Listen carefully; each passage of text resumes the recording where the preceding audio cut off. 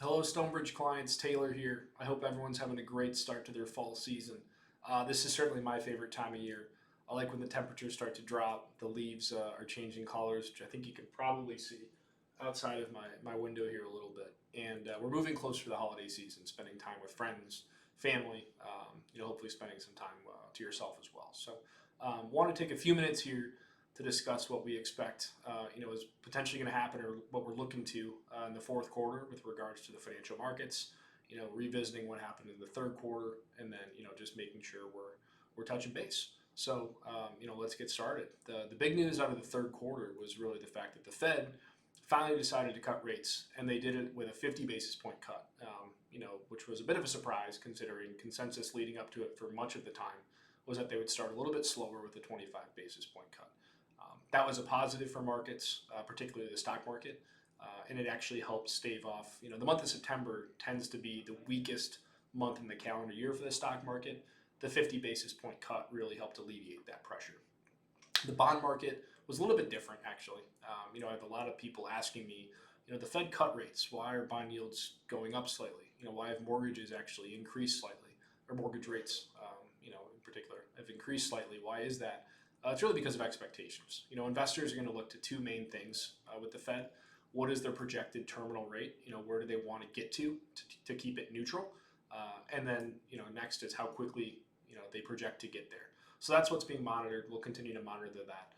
But that's really why there's been a little bit of a shift in the bond market, since the cut itself. But stocks are at all-time highs.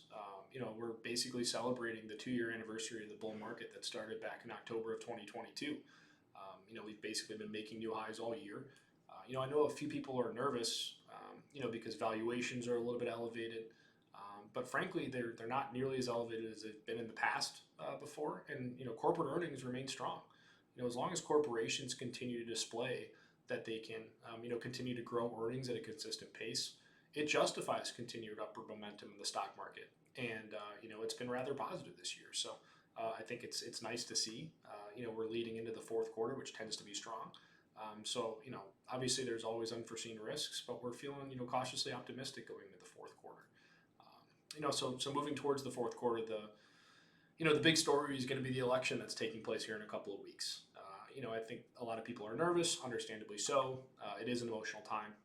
I'm going to sound like a broken record here, but the markets do not show a strong preference towards one party or the other. That's just what history has shown us. That's been the case for the last 8 years, the last couple elections that we've had. What markets pay much more attention to, and frankly, they're driven much more by the makeup of Congress. And during 10 years of split Congress, where no parties had complete control, markets have averaged about 15%, during that time, during those periods. On the flip side, when either party has had complete control and unilateral control of Congress, markets have only averaged about half of that return, roughly 8%, during those 10 years. So, investors, people who allocate to capital markets tend to like to see political gridlock because it reduces the amount of certainty that can come, out of DC, from the political landscape. That's probably the most likely result, here in early November. That will be, that remains to be seen. But that's the most likely outcome. So we're not overly nervous about what happens in November at this point. As far as other potential risks that are out there, there is geopolitical risk, right? It's no secret that that's been elevated over the last month or so, particularly because Iran has become much more active in the political unrest within the Middle East between Israel, Palestine, etc. While that's probably not something to keep you up at night, it probably would manifest itself more immediately in oil prices. Oil prices can have an impact on the market, although they tend to be a little bit more short term. We're talking days, weeks of impact, not necessarily months, years, etc. So it's something we continue to monitor. There's no doubt that it's escalated recently, but something that we're not, overly concerned about at this time. The other risk, we've talked about the Fed earlier. There is risk that the Fed does not keep up with investor expectations as far as their path to getting towards that terminal rate. If they decide to remain more aggressive in interest rate cuts, that will probably be positive and have a positive impact on the market. If they decide to slow down and don't quite keep up with investor expectations of where rates are going to go and how quickly they get there, that would probably put negative pressure on both the stock and bond markets. While we don't have control over that, it's certainly something we're continuing to monitor, and we'll do so when allocating portfolios, making changes, etc. So where does that leave us? I think it's fair to expect some volatility over the next couple of weeks leading up to the election and in the intermediate aftermath of it. But the fourth quarter tends to be strong. It's typically the strongest quarter for financial markets. And actually, when looking at fourth quarters of years where there is a presidential election, 83% of the time, so more than 8 out of 10 times, it actually ends up being positive in years of presidential elections. So while history is no indicator of the future or what could happen, there's no guarantee. We feel pretty good about where we're at this point in time. With that being said, though, please don't hesitate to reach out if you have questions, concerns about the market, the election, etc. That's what we're here for.